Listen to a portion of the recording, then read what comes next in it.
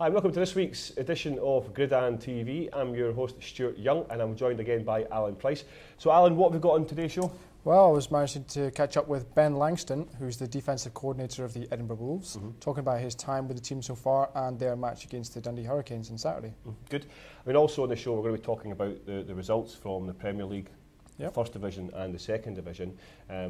You believe you're also doing an interview as well? Yes, we're also going to be talking to some of the teams around the country as we've been doing so far through the week that I know everybody's been watching. So we're going to catch up with the Bournemouth Bobcats as well to find out what their season's been like so far. So obviously they're top of their division, so you'll be talking to the head coach about their success this year. And also we've got news as well about the youth tournament taking place in Scotland on Saturday. So don't go anywhere, we'll be right back with all the latest news.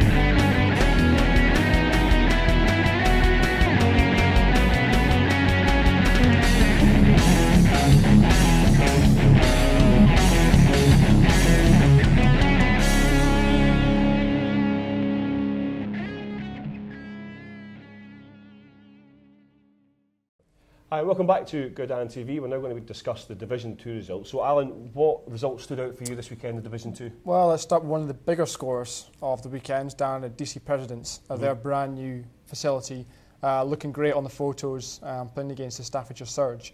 And they've had a couple of games so far and been unlucky, but this is their first win at home in front of the big crowd. It's 52-14, so a nice big score to welcome them into the new venue. I mean, also you mentioned the first win of the season. Jeff Rutten will be very pleased because you read all the time about how DC Presidents have come into the league this season for the first time in many years after the folding a few years ago.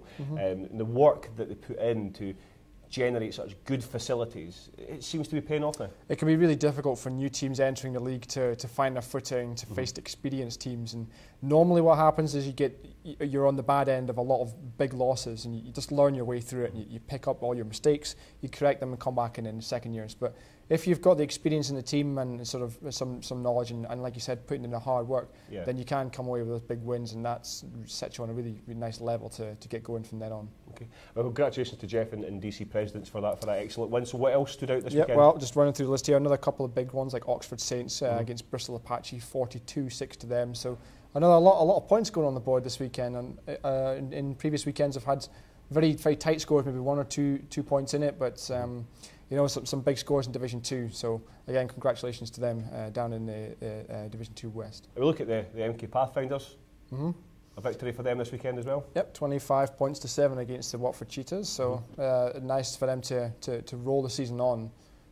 Certainly, as you get to this time of year, you've probably played your opponents once, sometimes twice on some occasions. So you are now starting to get an idea of what you're up against, and you know, to be able to come back against sort of rivals like that and get another score, it really steps up for you. And in the division, we look at the Saxons, who are 3-0 at the top of the division, but it seems to be quite tight where the rest of the next 3 teams are 3-2. Certainly. Pretty open. Yeah, I mean, they've done really well so far. I know that they've gone through a kind of reorganisation, gotten themselves kind of restarted, in their words, a version 2.0. So they've gotten themselves off to a nice start. But like you said, 3-2 for some teams, so it is still close, and all it takes is maybe 1 or 2 games here and there, and it just suddenly shifts the balance. It certainly seems to be the division to watch, really, in regards to closeness for the playoffs coming up. So what other ones stood out for you then, Alan, just to wrap the division up? We'll finish on this one, Edinburgh Dundee. That's one of the rivalry games from around the country. They've both played each other numerous times over the years. Dundee probably having the better record, more wins home and away. This time, though, it flipped around and it was Edinburgh 20, Dundee 0. So we were actually there, so we'll show you some highlights in a second. But it was a very defensive battle, just a couple of scores in it. But you know, on a hot day, the training from Edinburgh and you know the cardio work they've done in the off season obviously paid off now. They kind of pushed through in that last fourth quarter. Yeah. Well, we spoke to Charlie Campbell before the match off here, and obviously they had a couple of injury worries there. A couple of players, Chris, for instance, who interviewed, who went up in the website earlier in the week. He obviously had a double leg fracture and ligament, so that's his season over with. Yeah. He had complications with guys working as well. Being a Saturday, it's difficult because that's what pays the bills. Yeah. So at the end of the day, they've got a tough return match to Dundee. Let's be honest. Definitely, they are. As you mentioned, all the games they've played. First time the Wolves have won in 6 years. Yes. Under Don Edmondson. So certainly a confidence boost for Edinburgh. But on the flip side, it's going to really spur Dundee on to try and win that game up there. Definitely, they'll want to take it back in their favour, and like you said, injuries can really kill a team. And then as well, if you're on a Saturday, it just messes everything up. Since we're all amateurs. Okay. Well, we'll talk about the game. Let's see the highlights from the Dundee Hurricanes versus the Edinburgh Wolves.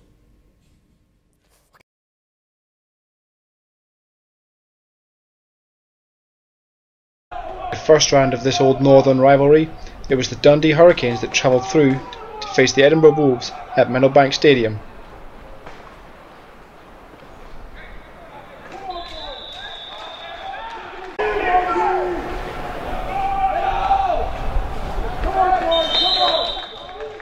In what proved to be a defensive battle, both teams changed possession several times as they attempted to be the first to get points on the board.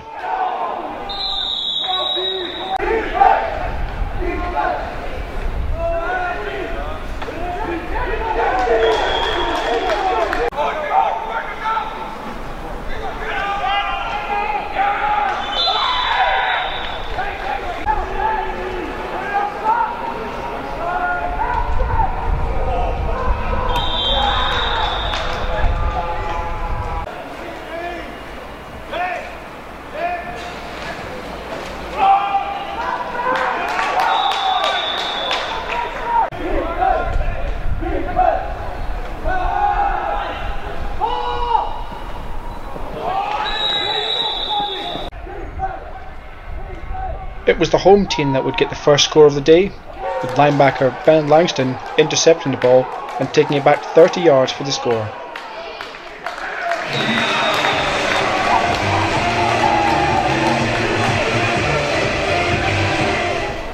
A bad snap on the extra point though kept the score at 6-0.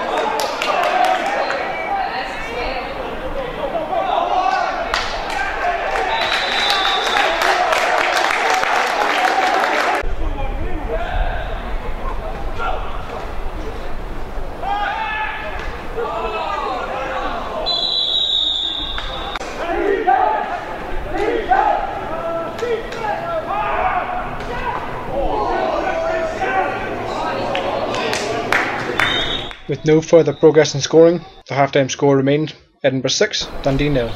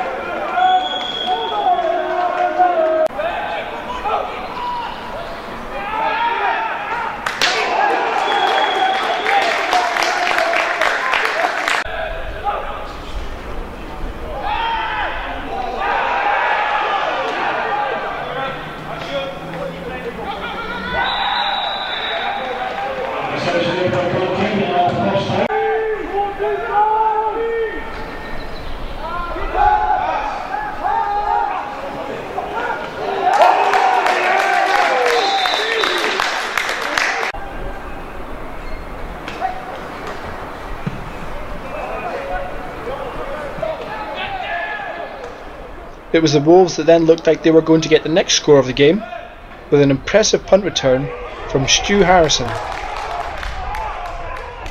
Unfortunately, this was called off due to a penalty, leaving Wolves with possession deep in Hurricanes territory.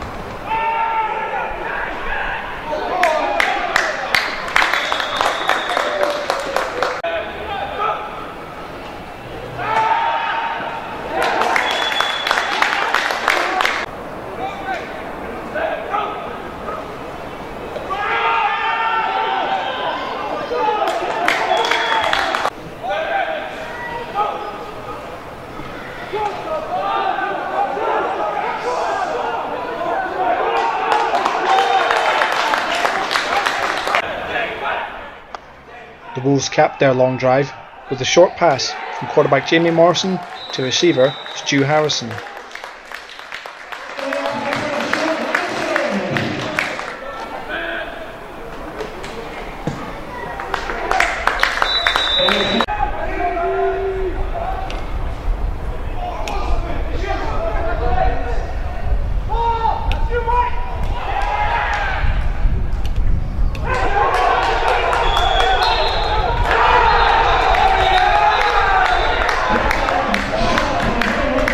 It was late into the fourth quarter when the pressure started to tell on the Hurricanes defence, when some strong running from rookie running back Sam Kemp found some big holes in the defence.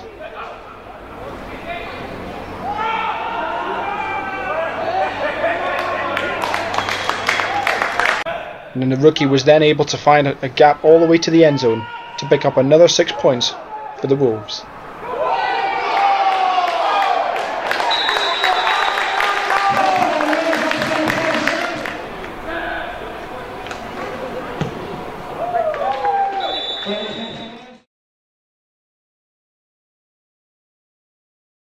There's some great highlights there from the Wolves Hurricanes match and some fantastic weather on the weekend, so it looked great to be out there.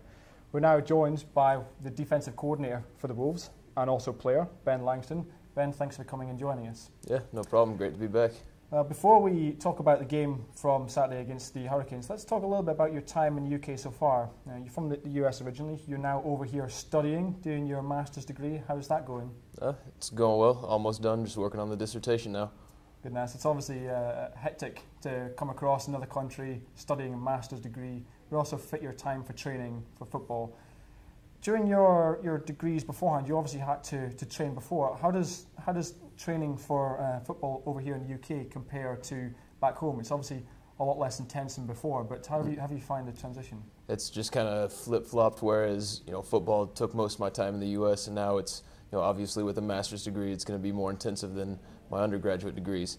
So, it's just kind of reversed roles. Now I'm putting twice as much time into my school studies as whereas, playing collegiate football in the U.S. took most of my time.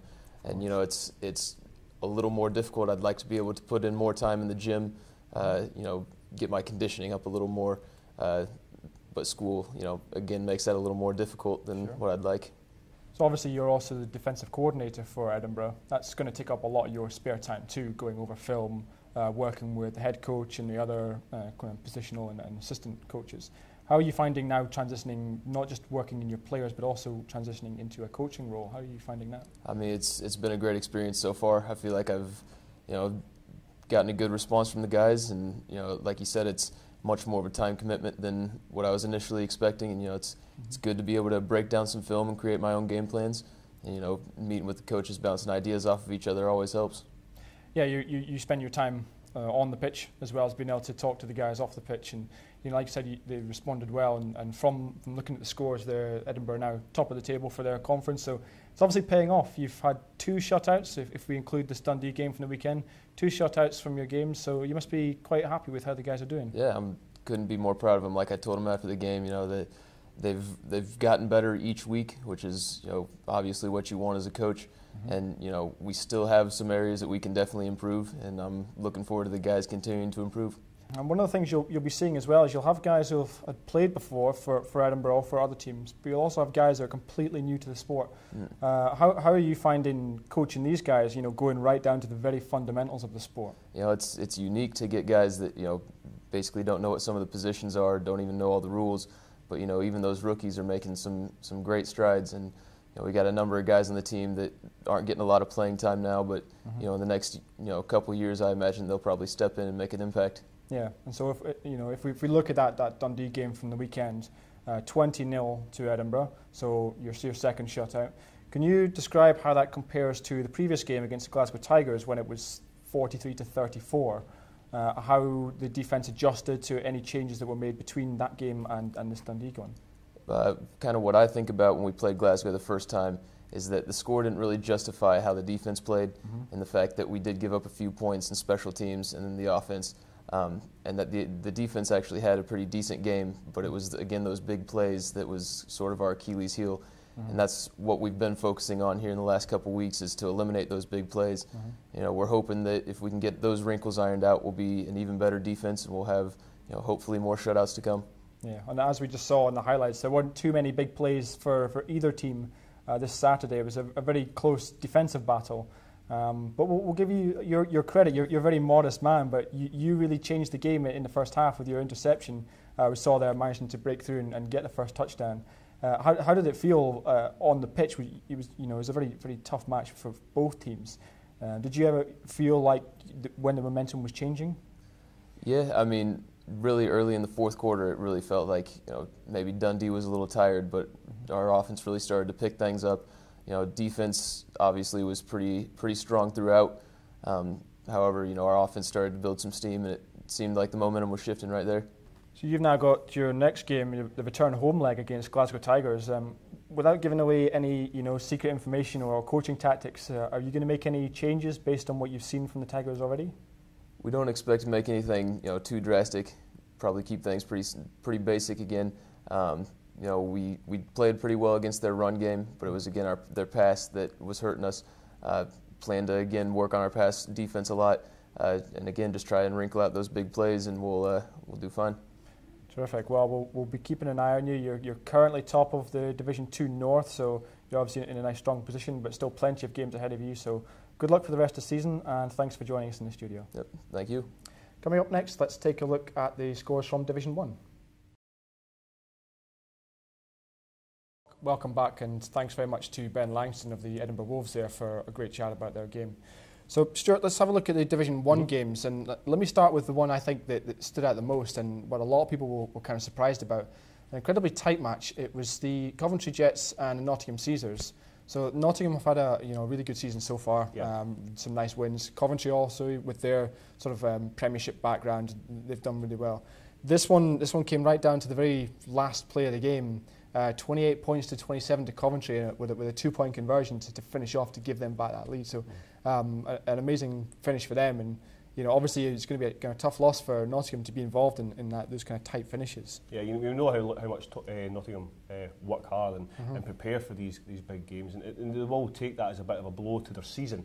But knowing the guys from Nottingham, and we've spoken to them before, they'll come back. They'll bounce back. They'll use this as a learning curve. They'll take away what things they did not execute correctly, and they'll basically come back from it. But yeah, good win for Coventry Jets. They've had a couple of losses this season so far, Coventry, so it'll be good for them to get back on track and gain a bit of confidence as well. So it kind of opens that league up a little bit more. So what are the results as well, Alan, do I have from Division 1? Well, let's go a bit further north now to West Coast Trojans. So they've been on the road so far this season. They've had a few games down south, Coventry and Nottingham being their two in fact. So long road trips for them, but they now managed to return home for their first home game in their new stand in Troon, sort of west of Scotland, way out west from Glasgow itself.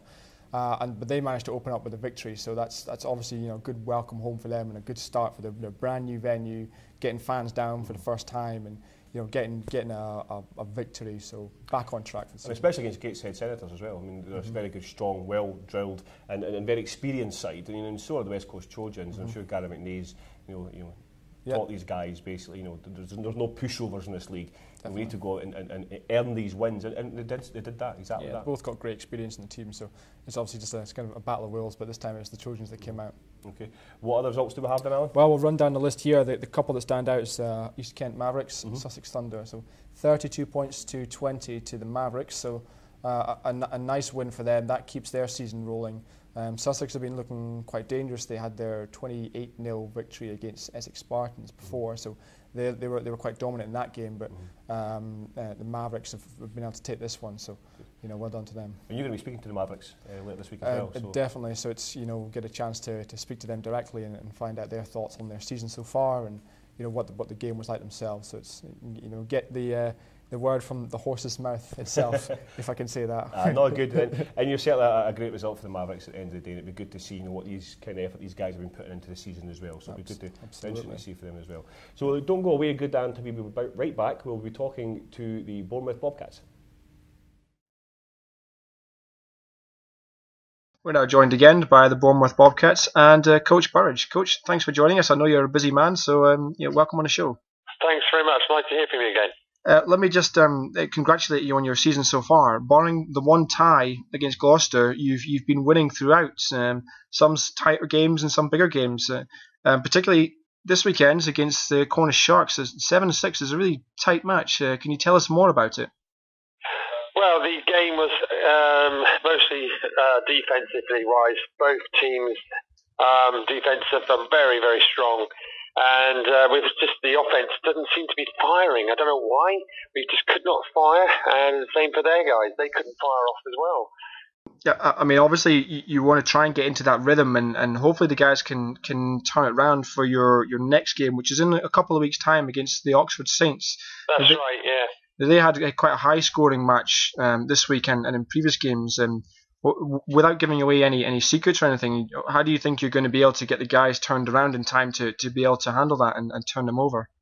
Well, this is it. I think we're going to have to try and do something because, the Oxford Saints coming down from Division 1 as well, they've got quite a big, massive amount of experience, which we need to turn around and get into the scoring side on us. Yes, and you've got the double header. The next week you then travel away and play them again. Two games in 2 weeks. So, as a coach, does that intrigue you, or would you prefer to have seen them at other ends of the scale? It would have been better to be at other ends of the scale. This double header sort of thing is I'm not keen on the idea myself, but this is the way the league have done it this year. Yes, well, good luck for that game. You've got a week or so, or a couple of weeks to prep for that. So good luck for the game, and thanks for joining us again here on Gridiron TV. That's great. Thanks very much. Back to Gridiron TV. Alan, let's finish now with the Premier League. 2 games this week. The Rams at it again? Yeah, another tie? Yeah, I think they can't even decide whether they want to win or lose. It's amazing to start the season with 3 ties. They've had a 0-0 tie, a 6-6 tie, and now another one against Doncaster this week, a 6-6. So, you know, I'm sure they must be frustrated going in either direction. Offense trying to get something started. I mean, their defense is obviously going to be proud of not letting in that many points. Of course, yeah. But you know, you want to go either way. You want to get a win or you want to have a loss. It's a tie is quite a frustrating situation for a team to be in. Of course, I mean that kind of sort of signals the end of your season, really. You know, 3 ties isn't really going to get you to playoffs. Let's be honest. But you know, certainly a wee win might give them a bit of confidence. They haven't lost. That's certainly a bonus for them. That's true. But let's look at the big result: the Warriors against Bristol Aztecs. Yeah, so this has gone completely the other way. There's plenty of points in this one. The Aztecs sort of favouring themselves on this one, but the Warriors stuck to the guns. They came off the victory against the Blitz last week, and they've put 40 past the Aztecs, so 40-0. Another clean sheet for them, and you know, I don't think they had any trouble at any point. The points were steadily put on throughout the game, so they've taken their experience and just kind of powered through this one. Well, that's in 5-0 now, isn't it, in the Premier Division South? Puts them so certainly the pressure's not off them, but certainly not on them either. But certainly Blitz are going to want to maybe come back from their adventure in Germany this weekend again. Definitely. You know, commiserations to Mark Moss and the London Blitz there for losing to Berlin Adler, and it's certainly no disgrace. I mean, Berlin Adler are a fantastic side. They're unbeaten this season in Germany. Yeah. And what Mark Moss was saying, that's 2 losses now for the Blitz. They're going to want to come away and they're going to want to try and challenge the Warriors for the top of the division. Definitely, they are the kind of professional outfit that they always work towards winning. Their whole training ethos is working towards winning. So this is, if anything, it's just going to rile them up and make them want to win even more now. So they've had the loss against the Warriors in the Premier League, and then they've had the unfortunate loss in Europe. So they'll be wanting to get straight back on track with as big a victory as they can. So. And certainly, you know, by any stretch of imagination, it wasn't a bad performance. They were leading into the 4th quarter. Yeah, it was a really exciting game, actually, really back and forth. So they did have a chance, but you know, like you said, Berlin Adler, very good season so far. So both teams getting great credit to each other after the game. So they both have good respect for each other. Good. So that's your results for last week's games in the British Senior Leagues. This weekend, there's a youth tournament taking place at Hamilton Rugby Club. Kick-off is at 12 o'clock. That will feature the East Kilbride Pirates, the Edinburgh Wolves, the Highland Wildcats and the Inverclyde Phoenix. So good luck to all the teams who are participating in that tournament. Remember, if you want your team involved in Gridiron TV, if you want to promote your team, come on for an interview, please contact us on Facebook at just Gridiron TV. Or if you prefer Twitter, you can go at Gridiron_TV, where you can also follow our live game day updates for the weekend. We're also on email at gridirontv@gmail.com. Or you can head straight to the website at www.gridirontv.co.uk, where you can find details of results, standings, and all our episodes and all our interviews with teams from around the country. So we thank you for joining us this week on Gridiron TV. We hope you can join us next week again. So from all of us here at Gridiron TV, from Alan and from myself, good night. Good night.